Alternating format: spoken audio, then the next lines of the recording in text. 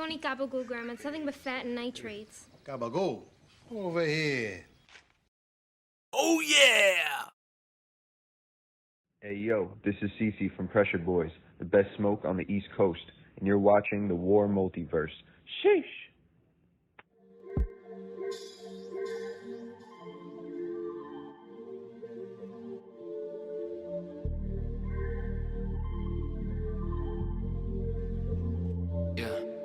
Rolling up a L for the stories I gotta tell you. Was close to being a failure, was in and out of them stairwells. Who would I be if I never met a teacher, a priest, or a prophet? What do I need? Tell me, what does it mean? Am I living or dying the dream? Youth is broken, half of it was stolen by a world I can't unsee. Youth is broken, half of it was stolen. Look what you've done to me. I was the target, I was the mission. You had the power, the ammunition. Now I'm the message. This is the lesson. Here in the present, I am the weapon. Now I'm the message. This is the lesson. Here in the present, I am the weapon. Your concept of love and your hunger for war. Tell me, which one should I die for? 'Cause I am a product of how I was brought up. The cycle spins out of control. Youth is broken, half of it was stolen by a world I can't unsee. Youth is broken, half of it was stolen. Look what you've done to me. I was the target, I was the mission. You had the power, the ammunition. Now I'm the message. This is the lesson. Here in the present, I am the weapon. Oh, yeah! The message. This is the lesson. Here in the present, I am the weapon.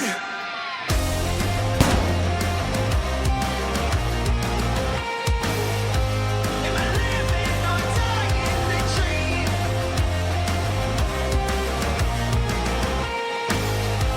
Am I living or dying the dream?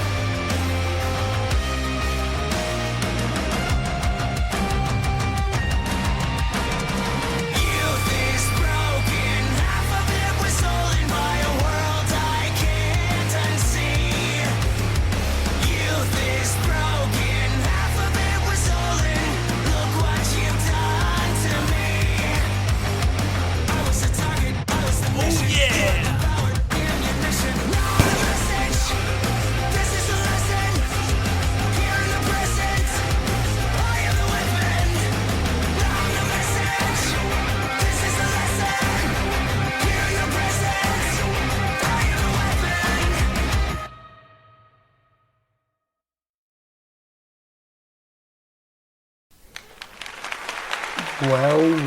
Well, good, wonderful morning, afternoon. Everything is pretty darn good now. We have been off for a couple unexpected weeks, between the holidays, business deadlines, and then having COVID. I've been away. So now we're back. Today is only the second time I'm recording the podcast, not live. But whatever, we'll be fine. We have a lot of great things to come up with today, to talk about today. I have 4 clips for today, and today's episode is entitled Origins of the Gods. Now, we have been talking for 53 episodes about human life, life and history on this planet, combined with mythology, religion, UFO lore, for hours and hours of discussion. But today I wanted to dial it way back to the beginning and bring us into the fold of the origins of the gods. There are, I have said this entire time that everybody expects there to be one story, but there isn't. This is the problem. There isn't just one story. There isn't just one origins of the gods. There are more than one. These are extraterrestrials, real gods, higher dimensional beings, humans on Earth who have been deified to be, quote unquote, like the gods. You even have examples of, in our ancient world, that is our modern ancient world, meaning we have recorded events of that time that are not considered pure myth. For example, in ancient Greece, they thought of the myth of Atlantis as just older history. It was real history, but today we talk about it as in pure mythology. But to them, this was recorded writings and, recordings of hearsay events of what happened witnessed by other people. But that's not recorded history. That's hearsay. This person says that they saw that, and then I'm writing it down. That's not recorded history. Recorded history is being a witness to something and saying, well, I'm writing this down and I saw this. This is exactly how it happened from my eyeballs to these words. And what you end up realizing is that there's a division between accepted chronology and belief. But the problem is we've come to speak about how there really isn't a difference between accepted chronology and belief. And historians today know this as a fact, because think of the famous quote, "History is written by the victors." Meaning, if I go to war with you and I destroy your people, well, those people aren't going to write about it. They're dead. That's it. They're gone. Their culture is wiped out. Their gods don't exist anymore. Nothing. They're gone. So they're not writing the story. I wrote the story because we won the battle. Not you, us. The winner, the victor.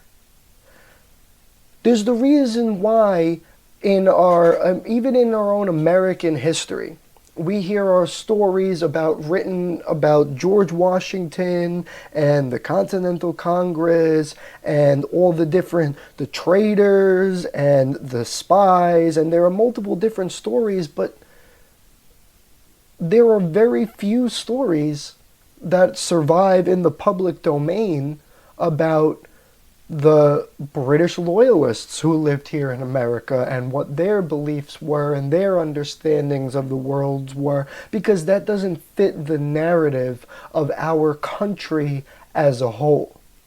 It's the same thing in religion and mythology and ideologies and God worshipping.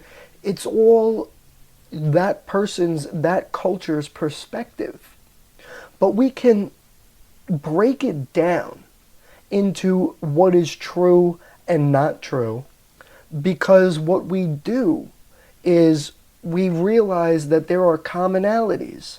Each religion, each culture has a thunder god, has a supreme god. You have Odin, who is the supreme god to Thor, but Thor is the thunder god. You have Zeus, who is the thunder god, but before Zeus was the god, you had his father, Kronos, also known as Jupiter in Rome, as being the supreme god. In Sumerian cultures, you have Enlil, who's the supreme sky-earth god, but he's not the supreme deity. There's one above him called Anu.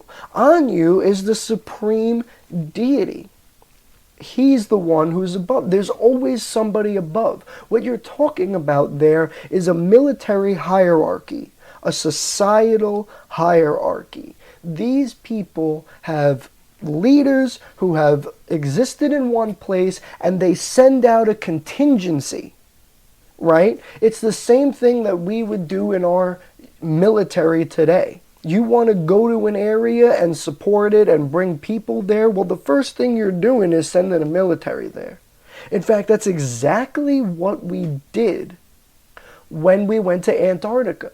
The first thing we did in Antarctica was send an entire contingent of ships, a flotilla is what it's called, of ships, massive soldiers, helicopters, emergency services to help those troops. Why?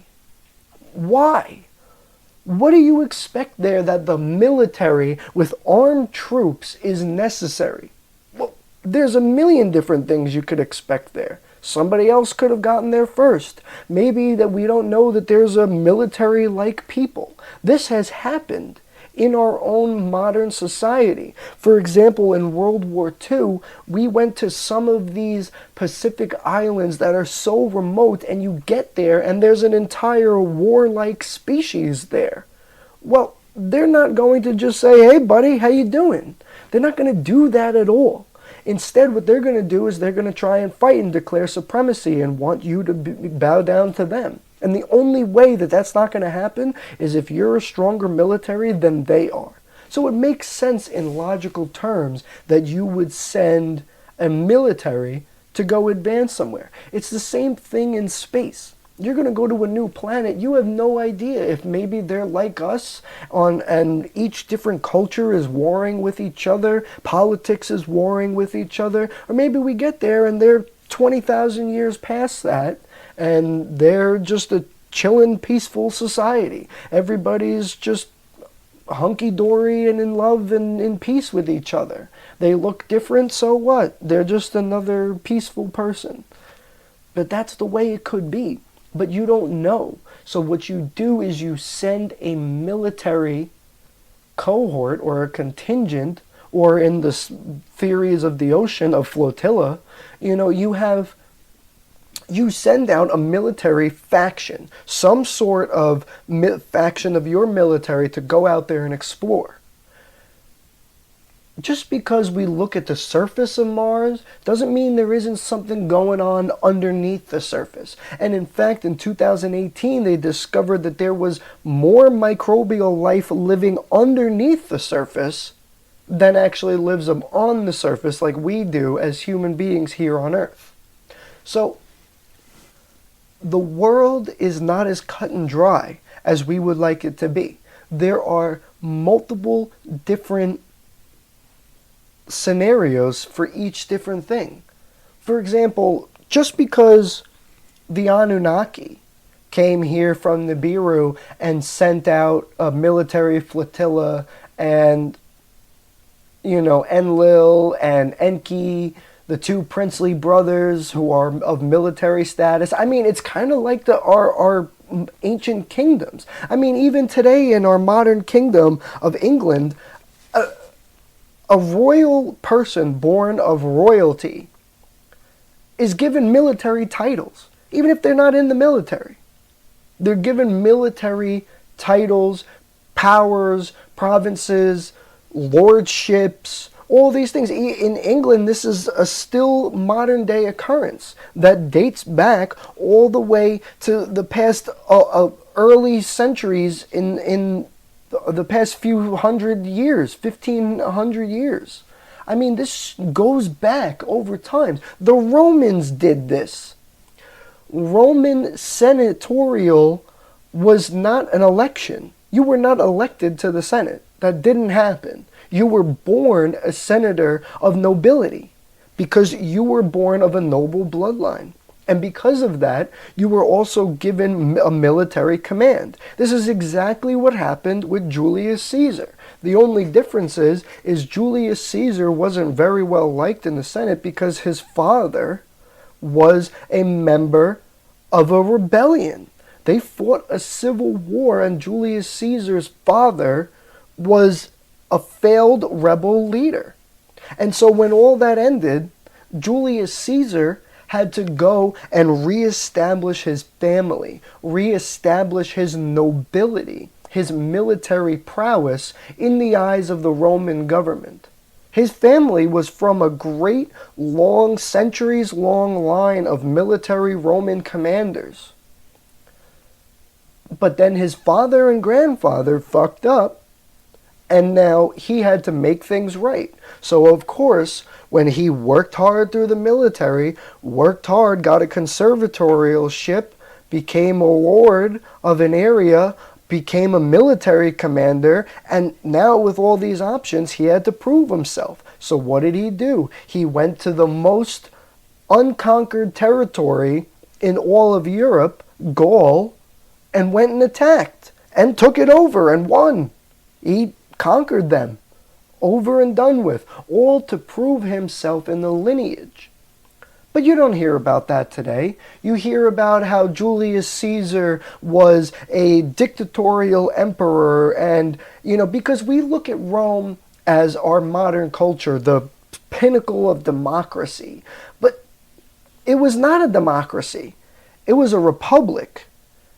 And not only was it a republic, but in a way, it was also kind of a dictatorship, because the rules and the civilization was dictated by a group of nobility who elected among themselves their own leader. So there was a little bit of an election, but it's not really an election. It's the same thing as in the former Russian oligarchy, where the leader and the kings and queens and the czars and the czarinas were of noble birth, and they were decided to rule upon by the rest of the nobility, the oligarchy. The Russian oligarchy dates all the way back to Constantine in Constantinople in the Eastern Roman Empire. Way back then. They can trace their lineage all the way back. This happened also in ancient Egypt. All the ancient Egyptians were able to, or at least according to them, were able to date their lineage all the way back to Horus and Osiris. Now, Osiris was considered a god who came from the sky and landed here. But was he the same? Well, he might be a sky father god, but he was no thunder god, like Thor or Zeus or any of the others. But he was a sky father god. Well, what you're hearing about right there is that he's another being who came from the sky, landed here, and gave birth, fathered something. It may not have been a person, it could have been a nation. Just like how George Washington is the father of our nation. It's the same thing. He could have been the father of ancient Egypt, the first noble-born person. And so, this whole long discussion about the beginnings of time has brought us now to this first clip I have to show you today. And this clip is the origins of Osiris, the god, the creator, sky father god of ancient Egypt. Abydos, Egypt, February 2011. 300 miles south of Cairo. Looters target what was once the most sacred site to the ancient Egyptians. I mean, during the half time this of guy the is dead. pharaohs. You know, his It was statue here is dead. that Egypt's first rulers were buried, and the earliest forms of hieroglyphs were found, as well as an inscription bearing the names and chronology of the first kings of ancient Egypt. Abydos was considered sacred to the god Osiris, lord of the dead. Pause there real quick. The reason I'm pausing for a quick second is to point out a few things. Here you could see that this person is red-skinned. This person is blue-skinned. You go back just a little bit, this person's got a bird face. This person is red-skinned, this person is golden-skinned, and over here again we have another red-skinned person. What the hell is going on here? People have different colored skins, deities. This guy's got a freaking bird head. I mean, what the fuck is that shit? Okay? But the point is that all of this was written down. This is why historians and archaeologists can consider this a first-person, real, recorded record of the kings of Osiris. Now, and the rulers of Horus and the first rulers of Egypt. Now, it doesn't mean that it's 100% true, but it was written by the victors and the conquerors. And now it is true, because we have no other evidence to go back 8,000 years. As well as an inscription bearing the names and chronology of the first kings of ancient Egypt. Abydos was considered sacred to the god Osiris, Lord of the Dead. And Osiris Egypt's is first the blue guy. otherworldly So ruler. now we get a thing, he's blue. According to ancient legends, He was painted his blue dismembered there. head You can was see the buried color. at the site. So who was Osiris? Was he simply an ancestor of the ancient Egyptians? Partly. Or was he a god that descended to earth, from the sky world? Maybe both. Maybe he Obviously, descended we to cannot Earth. say today, but and we know then he was became said the to have father. existed in an age that was known as Zep Tepi, the first time. In the 13th century BC, the pharaoh Seti I was building his temple here in Abydos, when according to some accounts, he had an encounter with the god Osiris. What? When King Seti was building his temple, he had a dream in which the Egyptian god Osiris appeared Speaking to him. of dreams, I had a crazy one last And he night. told Seti that if he was to dig behind his temple location, that he would find something of enormous significance. Seti digs 40 feet beneath the temple and finds the tomb of Osiris. Get the fuck out of here. So, we have to pause again, because 40 feet below, that's like a couple thousand years. Digging that far down into the bedrock of the earth, you're going back hundreds, if not thousands of years. So, him communicating in a dream with Osiris, well, Osiris has already been dead for like 3,000 years. So, who the fuck is he talking to? And is that really Osiris's temple? Tomb? Body? Might be. Might not be. But it's there. It's written down, and it really happened, and he really discovered this tomb that is probably or possibly Osiris. Which means that if it's really Osiris's body in there, then Osiris is dead. So who the fuck did he communicate with in his dream that told him where the temple was? And where the tomb was? Because he did communicate with somebody. Because he really found the tomb, and that tomb still really exists today in modern Egypt, 2024. So, who communicated telepathically in his brain through the art of dream to tell him that this was really there?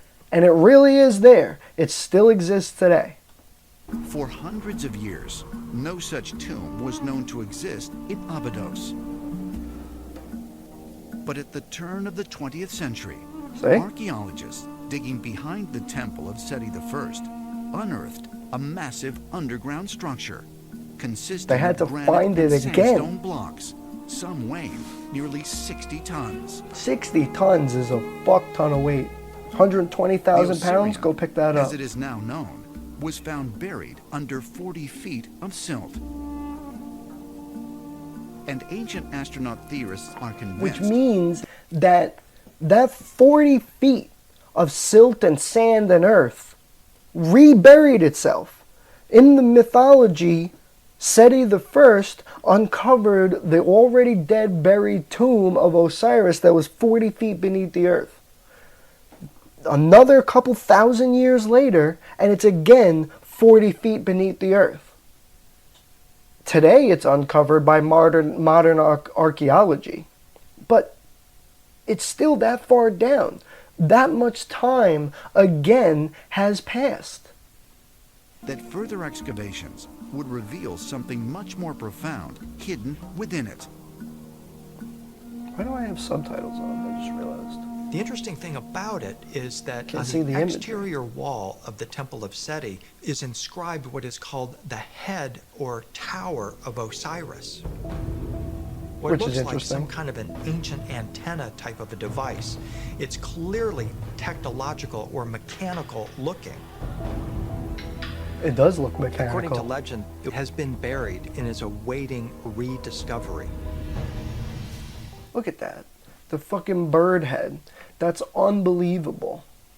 I mean, like, oh, God. But who was Osiris and all these other gods? Because you find out that Osiris was killed by his brother Set, dismembered, chopped up into hundreds of pieces, then put back together and came back to life.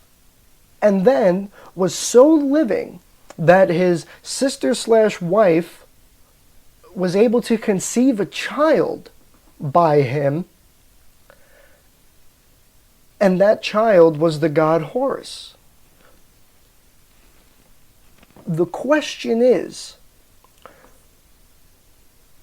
what is life and death if you can be dismembered and put back together and somehow brought back to life? Well, go try doing that with a human being today. It's not going to happen. Not just because you put the pieces back together doesn't mean they're coming back to life.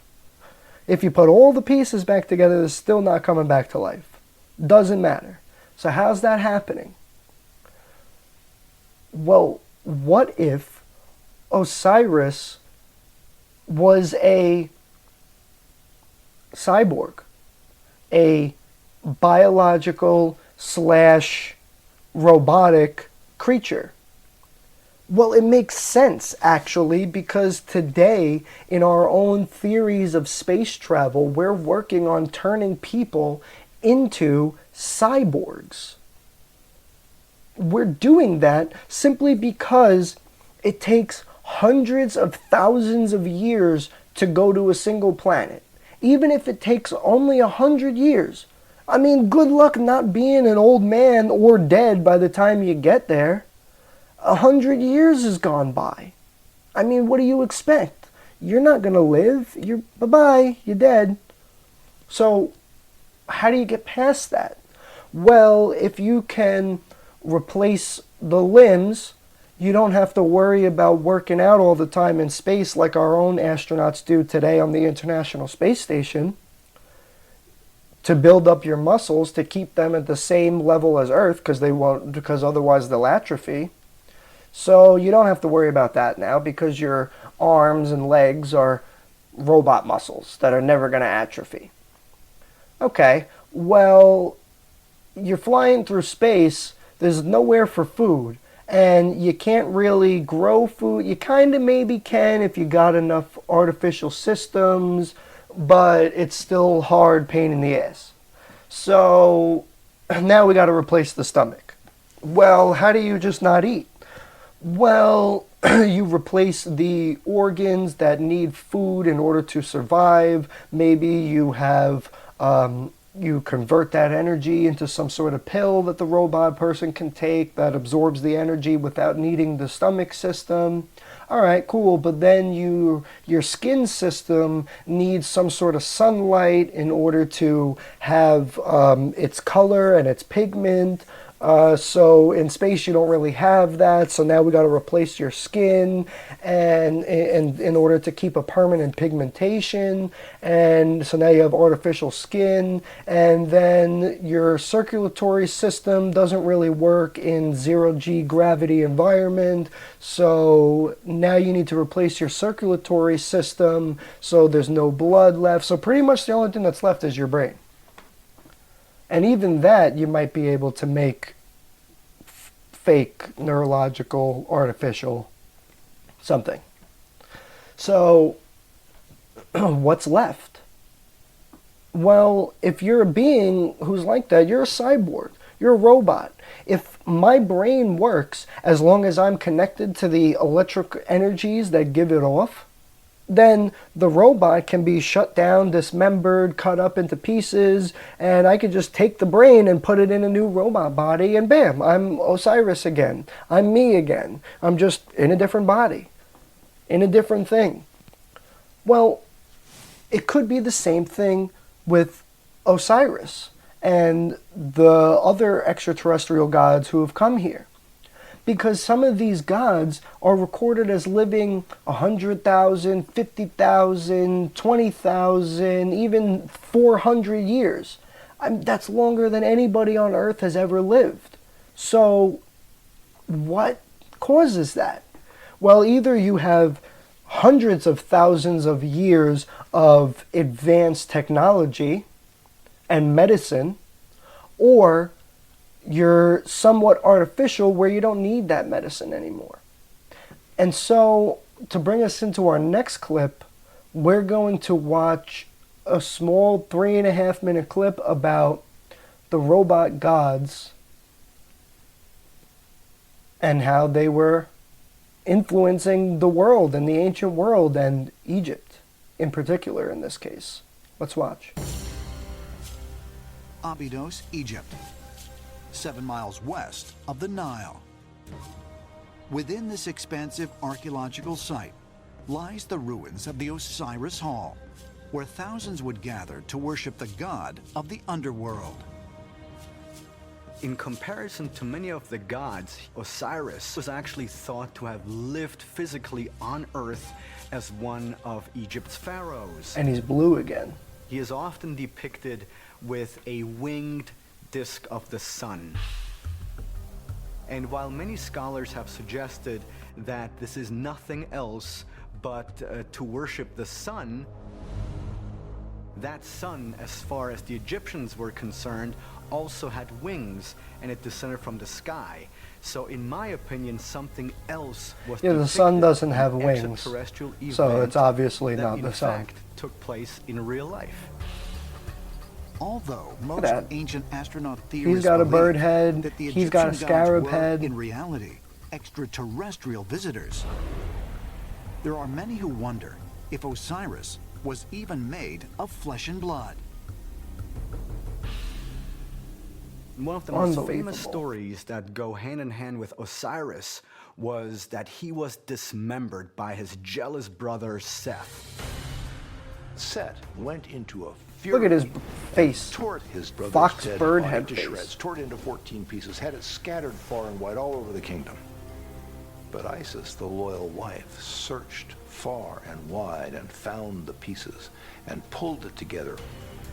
Isis succeeded in resurrecting him.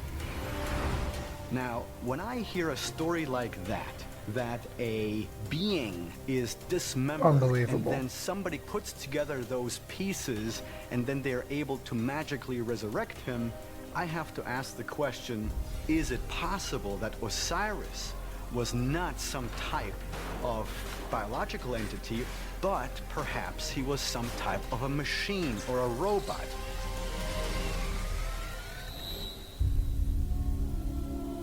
Unbelievable. For ancient astronaut theorists, It's possible. perhaps the strongest evidence that Osiris may have been a robot can be found in the ancient pyramid texts, which describe the symbol of the Jed pillar as Osiris's spine.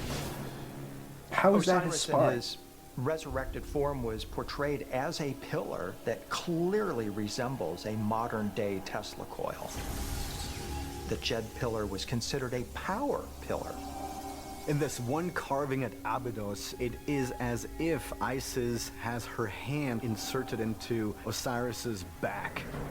And so perhaps it illustrates how she was manipulating Hold on. Osiris. Could it be that the story of Osiris is something completely different than what we have thought? Absolutely, it's different than what we thought. I mean, how could it not be?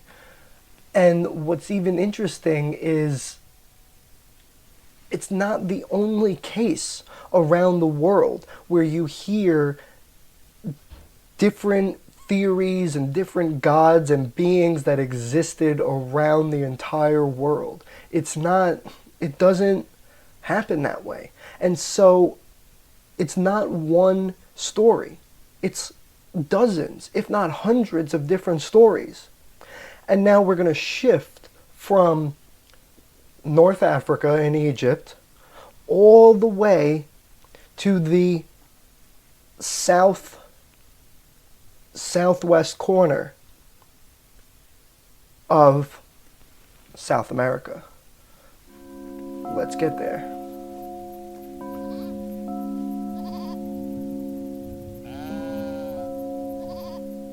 "800 miles southeast of Lima, Peru, near the shores of Lake Titicaca, is a site that has mystified visitors from around the world. Unbelievable. Sounds so peaceful. Shamans still come to perform rituals and offer prayers at the rock wall on this high plateau, changing frequencies, as they have done for generation after generation. It is known as Puerta de Hayumarca, or Gate of the Gods. Of the Gods. And when you see it, it's quite baffling. Here is this giant doorway carved into solid rock, and it appears There's a doorway to be carved into a doorway. The fuck is but that? It doesn't go anywhere. Well, It's maybe it literally in does. the middle of nowhere at 14,000 feet. Yet that rock, as clear as you can see, has a gigantic rectangle carved out of it, cut out of it. And in the center of that rectangle, at the bottom, there is something that looks like a door. The Peruvian natives actually referred to this as the Gate of the Gods. But why would you make a doorway to basically rocks that didn't let you go anywhere? There has to be some way to get through that doorway.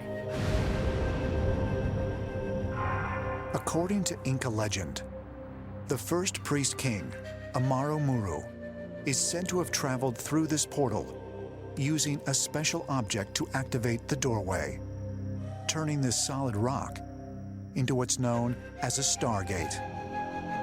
According to legend, this stargate was activated by the help of a golden disc. And this golden disc fell from the sky. What? The story goes that the first priest king of the Incas took a golden disc up to this Gate of the Gods, stuck it in a special recessed area. Which still exists and today. This interdimensional doorway actually opened up, and he passed through it, never to be seen again. The first The shaman that were there, that Nobody watched else went through it that after witnessed that. the whole thing and reported on it, basically told that that was exactly what happened. What? Archaeologists who forever. have examined the Gate of the Gods Well, where the have fuck did he discovered go? a small circular depression in the center of the doorway. Some people have speculated that this depression was perhaps where the golden disc was placed. It really is out of the movies. This device is said to have been made of gold and of various other precious objects, and whoever had it could come near the site and somehow be able to operate it, and then there would either be contact with the gods or the gods would come to them. And we're all led to believe, oh, it's all coincidence, it's all just fantasy. Rubbish. Something happened, and in the case of the Stargate, it is possible that this sun disk had some type of an extraterrestrial connection, and that this was a technological device with What? which to travel. That's unbelievable. Now, the question is, if there were beings that could go to and from, where the hell were they going to, and where were they coming from? Because that person who went through there, the first priest, went through and he never came back. But other beings came in, they said, afterwards and before. Where did they come from? Let me explain to you how it's completely and 100% probable that these other beings, gods or not, come from another planet. Even if they are gods, literal gods, they still have to exist on another planet.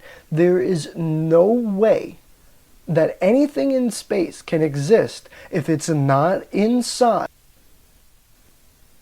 a planet. A planet is like a petri dish. A planet is like, in the petri dish, you could have all these different things interacting with each other. It's a closed circuit. It's not 100% closed, because today we have the oh my god, why am I drawing a blank on the name? Today we have the panspermia. We have panspermia that we know actually exists on microscopic levels. It may or may not be directed, but in reality, little tiny microbes fly throughout space all the time. But nothing's happening with them. They don't evolve in space. They only evolve when they get to a planet and adapt to that environment.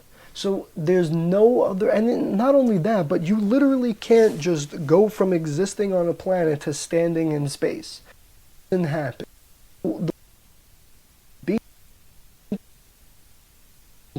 Space in the ether. They have to exist somewhere. Whether it be high or not doesn't really make a difference. They exist somewhere, and in that higher dimension it still has to be something akin to a planet. It may be that the universe in some dimension is one planet, and the dimensions are just little different microscopic experiments, or microscopic to those higher dimensional beings. But you would have to exist somewhere, and that existence would have. So therefore, you had these gods,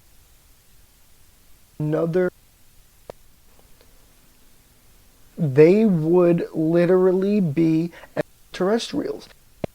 There's no come from. Even if it took them 100,000 years to travel in their space, and they landed here, one-way trip, and they were still alive, they from, and where they come from, they came from another.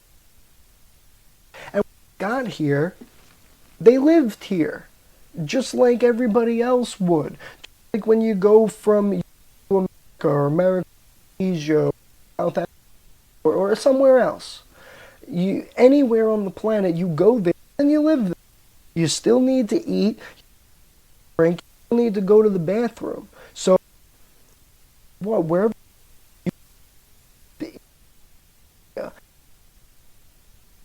planet, they lived there, and then they came here, and they lived there. They built buildings, they built governments, told people. It's the same thing we do. We send out what's called missionaries. There are religious missionaries, there are medical missionaries, there are political missionaries. All these people go out and try to educate other cultures and other things, and even learn from those cultures. It's the same thing that these extraterrestrials do. They came here, they learned from these people, we learned from them, they built these buildings, they built all these different things, they taught us how to build these buildings, and then time went on. And whether they lived here and died here, or they lived here and back, they figured out back, they had the ability to go back the whole time, somebody came and picked them up It could be a whole different thing. And a lot of these stories are written down today.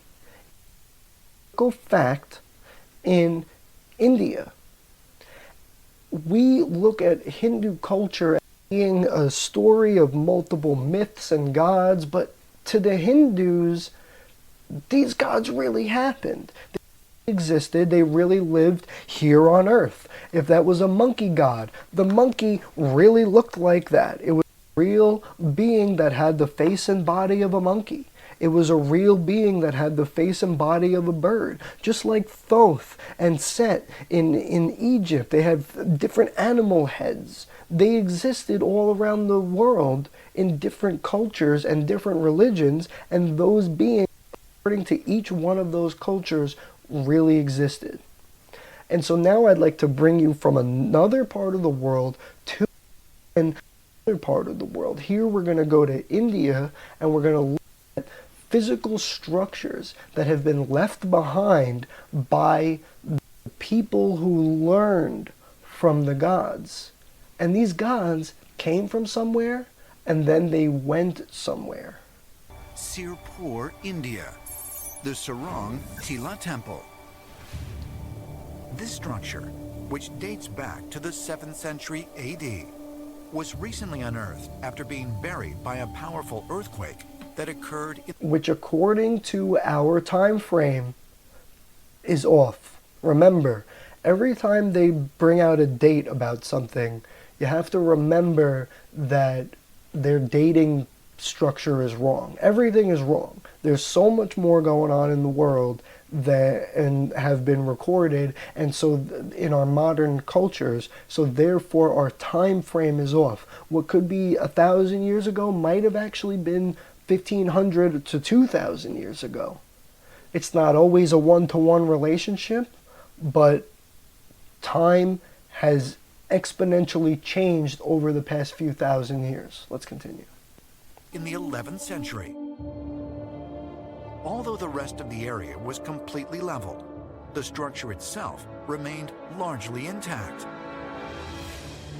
Archaeologists suggest that this is due to the advanced construction techniques known as Ayurvedic or Vedic architecture utilized by its builders. Look at his statues. The principles they used are derived unbelievable from the ancient science of design that can be traced back to the ancient Indian texts. In March 2017, researcher and ancient astronaut theorist Georgios Tsoukalos traveled to India to meet with archaeologist Dr. Arun Sharma, who headed the dig. This is beautiful. These are the steps. The steps, they are not straight. On the two corners, they have uplifted, got uplifted. This is the effect of the earthquake that happened here in 11th century AD. But rest of the township was totally destroyed. Really? So everything was destroyed, just Ayurvedic architecture. Everything else is fine. Yes, Vedic architecture. The temple is built of heavy stones and joined by Ayurvedic paste, which is so strong that even after 1600 years, it is not dead. That's amazing. Huh. Now I will show you the original mortar places. Okay. Although much of the site has been renovated using modern concrete, blocks held together by the Ayurvedic paste can still be found. Here, you see between the two stones, there is no gap. So here Ayurvedic paste was applied. It seems to be almost like some type of glue. Yes, it is a glue. They have not moved from their place. It is such a firm joining. If you want to make it live long, you follow the ancient pattern, not the cement. Cement has got the life of 70 years. Which is true. It does. The glue-like substance Which is why is the said concrete to form a buildings are bond falling that is apart at least 20 times stronger in our than modern concrete. culture. But modern builders have been unwilling to entertain the But if notion that's true, why that such an ancient concoction do they also could be have to superior add to modern today's concrete building to help it? materials. It's very difficult to understand. Beautiful. The detailed instructions Wow. for making That's this a great paste view. can be found in an ancient Indian text known as the Mayamatam, a manuscript dedicated to construction techniques. Unbelievable. The information contained within the document is under... So what you have here is a written whole book, okay, that's written into, today we look at it as mythology. But this isn't mythology. This has nothing to do with gods and everything. This is an entire manuscript for how to make buildings. It's like, in the rest of the world, the cultures existed and there's barely any writing about it.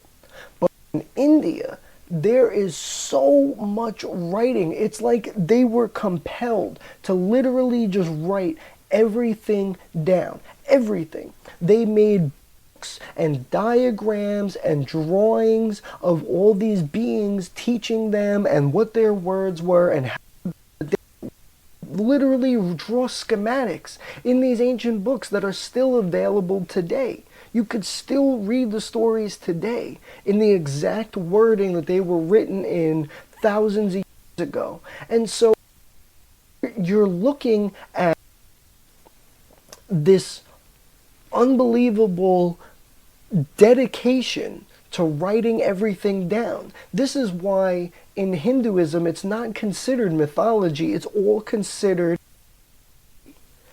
because they wrote it down exactly as it happened. The story of the kings, where they came, the locations geographically on the planet of the city were all written. And in fact, I should have got a clip of this, because there are many clips of it all over the internet, but you can look at another archaeologist went with the story that he grew up reading in his Hindu scriptures and in his home and in temples, and it was the story of who lived here, and he read the story, and in the story it gives a geographical location that you can actually plant and map on the planet. And so what he did was he took that geographical location, looked where it is. It's underwater. So he grabbed a bunch of divers, some boats, an underwater archaeology team, and they went in, and guess what? They went in that exact location, and there they found the remnants of the city, exactly as it was stated in the book. And also in our modern cultures, the same exact thing happened with this discovery of the city of Troy. A guy, literally another archaeologist, the discoverer, read the story of Homer's Iliad and used it to find the city of Troy. The same exact story happened. So these stories really happened. The same thing was, though, is that what they discovered by studying Greek and Roman military, they discovered that what's mythology about the story of Troy is the Trojan horse. The Trojan horse did not exist, but what existed was a Greek and Roman siege weapon, literally a gigantic tower that was built with irons all around it, and they literally brought this to the city, dozens of them, not just one. And when they left the city they withdrew the military, weapons behind, a couple swords here and there, some big giant siege weapons that they didn't take with them because they didn't have enough room to bring it on the fleet that they had. They would have had to go, come back, go and come back. So they just left it there. Our own modern military in the United States did that just a couple years ago when we left Afghanistan. We left a bunch of planes and tanks and armor and guns, and we just left it there for them. And now they literally recorded themselves wearing American military uniforms, driving around in American military trucks in American military tanks. It's the same exact thing. Thousands of years later, they literally wrote this down exactly what happened. And so what you could have thought about is maybe what they did was they left one or two of them there, and they put a bunch of troops in there. And they left the troops, a small contingent of elite trained fighters who knew how to stay absolutely quiet, and they lived and they hid in the upper levels of this 100-foot tower. And, you know, the guys went in, searched a little bit on every single floor, and they went back out and they said, all right, you know, it's clear, there's nobody here. And they took it inside. They went to use it as a rallying point, and it brought the soldiers in, and the soldiers then helped the rest of the army come in and take over the city and destroy the city and its populace, exactly in the story that we have. And the reason they would have taken this Heliopolis siege weapon into the city as a conquering device is because there's another ancient story of how Rome wanted to conquer this island, and they literally started building a causeway out from the mainland to the island. And they would build it all the way out, and as they kept building it, they pushed this Heliopolis siege weapon closer and closer. And they literally, this machine is built of a giant frame with iron and shielding and all of this. And they took this, and when they were defeated, they abandoned the Heliopolis siege machine. Again. They did it again. And they abandoned it, and of this island took it, used the materials it was already made out, and reconstructed it into a giant statue. And this giant statue was called the Colossus of Rhodes. And it was used to mark their victory against the great Roman Empire. Well, the Trojans would have probably done something similar. They used this giant siege weapon, the might of their military, to prove how they conquered over. It's all written down. There's just little mythology left in there. But not in India. In India, their purpose was to write things down exactly as it happened without mythology. There's a great example of that some historians call the Greek authors of the ancient world the world's first bloggers, because they mix together their own beliefs plus mythology and plus what actually happened into creating this great, grandiose, detailed picture. But it's not exactly what happened.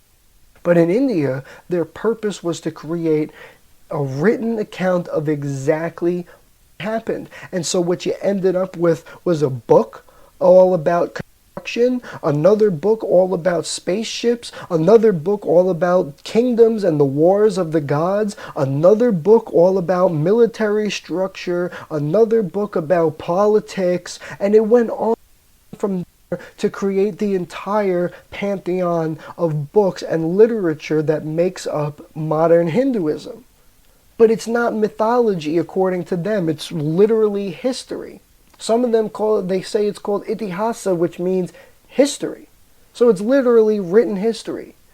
So what's baffling is that they wrote down these stories. They says this god came from this planet and landed here on the earth and taught me and my fellow friends over here how to build this building, and in the next part, so that's the prologue to the book. And then in the rest of the book, it's detail after schematic, after calculation, after schematic, after detail of how to build all these buildings according to the teacher who came from another planet. It was written down right there.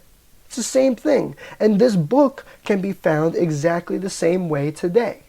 Let's finish the clip. Understood to have been passed down to humans from Mayasura, the ancient king of the demigods, who was said to oversee various construction projects on Earth, Unbelievable. Cities in the sky. Sky cities now. Curiously, there is a more astounding earthquake-proof feature at the site, which indicates that advanced knowledge was used in its construction. Located Interesting. at key points within the Sarang Tila temple, are several 80-foot-long shafts designed to form air pockets that can dissipate the impact of seismic events. So they knew The book about in earthquakes. which all this is described. I will show Yes, you. please. This is the book. Look, he's got the book. It is in 2 volumes. Right there. Wow. 2 volumes. Every detail is given. Oh, wow, this is big. It's a huge book. And this text has been around for 4,500 years. Which traveled from mouth to mouth. When the writing started, then it was written down. Unbelievable. Where did this knowledge come from? So there were religions were described because what we call religion in the West is not religion to them in the same way.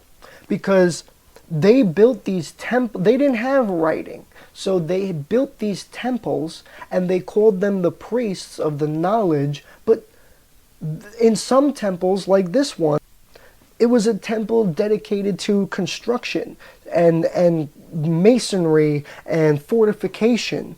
Similar to the Freemasons, almost in a way. They were a construction masonry group who kept their words and their secrets and their knowledges together. They probably even have a book somewhere the same as this. They write it all down. And first it was traveled mouth to mouth by the group of people who were then called the priests or the leaders or the knowledge keepers of different things. But in our view, it's a temple. In their view, it's a school dedicated to construction. And each person learns how to build and learns how to write it down and draw a schematic and all of that that you do when you go to some sort of engineering college today. It's the same exact thing, just perspective on it, because we experience almost differently. Or we're at least not able to correlate, which is hopefully what I'm helping you do today, is correlate together the truth. Mythology. Now, I want to rewind this.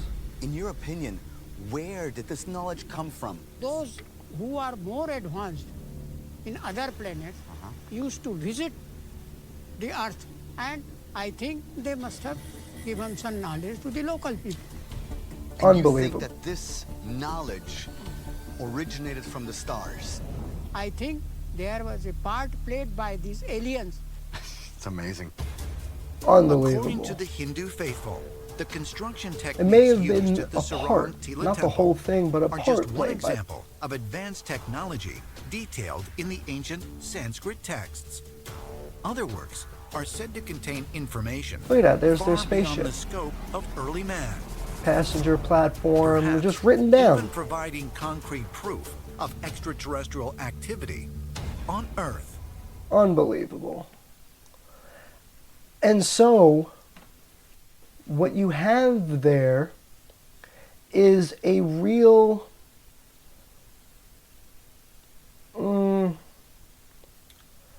how should I put it? A real understanding that what makes up the world is this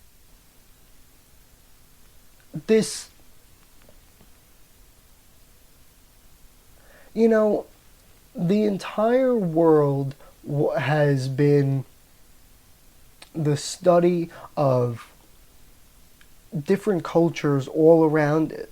Each culture exists in different ways, they do different things, they believe in different beliefs and factions, and so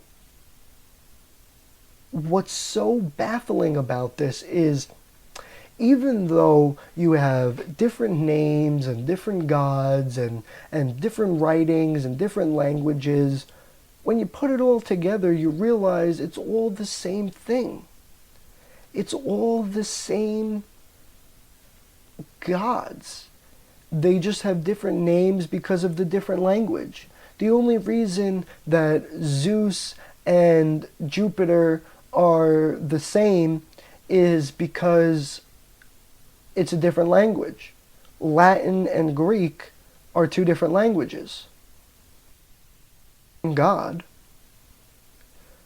For Zeus mean the same God. Northern Scandinavian language, Norse language, and the other is Latin.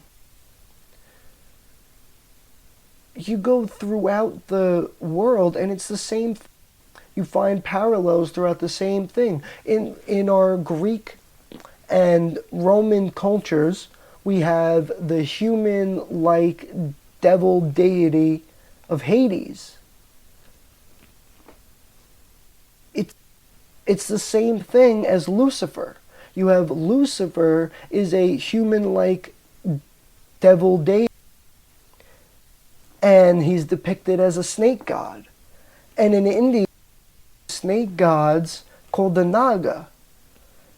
Lucifer had his followers. The Naga were a species who followed each other and their main king, whose name might have been something similar to Lucifer from, Roman Catholic Christian times to Indian language, different name, but potentially referring to the same person. Enki and Lucifer were both banished from the main gods and sentenced to live in the lower world. Well, the lower world could have been the southern hemisphere of the planet.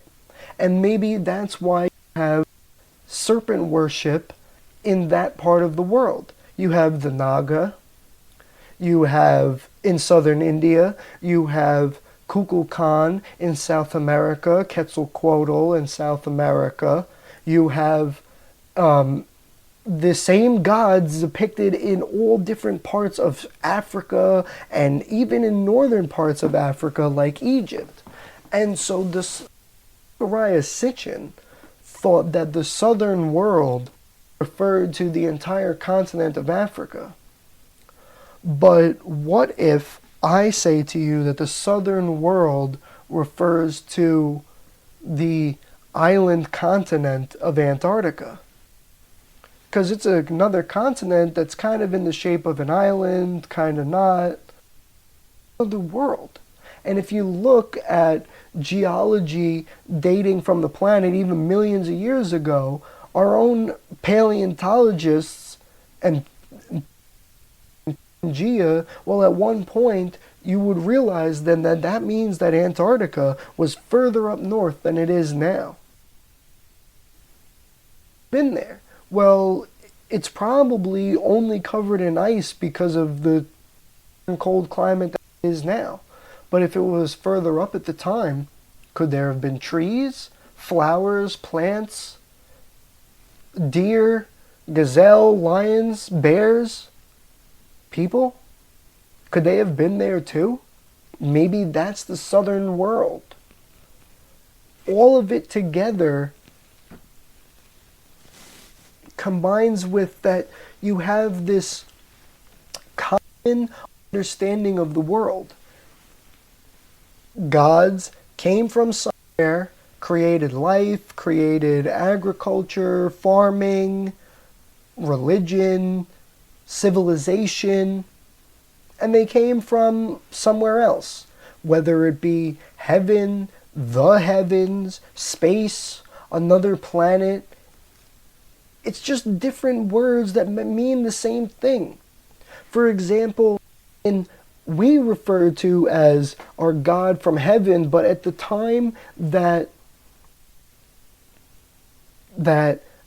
Jesus was living and the Romans were living and the Jews were living all together in the same area and in the similar peninsulas, what they called heaven literally meant past the sky. That's all it meant. So space was heaven. The moon was technically in heaven because it was past the sky. So anything past the sky, the blue sky, is heaven. They called it all the heavens. Believe it as in the singular place. Why do you believe it as being a singular place? Because if you as a singular place, You know, a nice fluffy sky with a beautiful silver glimmering city. Well, that city has to exist somewhere. That somewhere is another planet. Why imagine that heaven as being one singular place? Every person does. It's not just you. Even when I was a kid, I imagined that the image in my brain, I can imagine it as being a singular place, a nice fluffy cloud. But why do you have that imagery in your brain? Why is it something that everyone understand as being the same image? The answer is because in our deep subconscious level, that at some point the gods or the singular or the supreme God, it doesn't matter if there's even one singular supreme God, that singular supreme God still has some, because of our religious teachings and our deep down conscious and logic, we understand that that could have been nothing else. I want to thank you all for joining me today. We'll be coming back live to the show, but now we're just doing what we're doing right now. Very busy. Life is fantastic though, and I'm so glad to be feeling better. Next week will be episode 55. Once we get to episode 60, we're going to delve into a specific extraterrestrial culture. If you understand the significance of the number 60, similar to when we did episode 50, then you know what is coming by then. I hope you all have a wonderful rest of your day and week. Welcome back to the show. Have a and we you remember to like, follow, subscribe, follow on X. And if you missed any parts of the clips during the show or want to watch the visuals, I always save them to YouTube, youtube.com/WARRmultiverse. Click on live stream clips and you'll be able to watch all of them the same exact way. Thank you so much for joining me. Have a wonderful, wonderful rest of your week.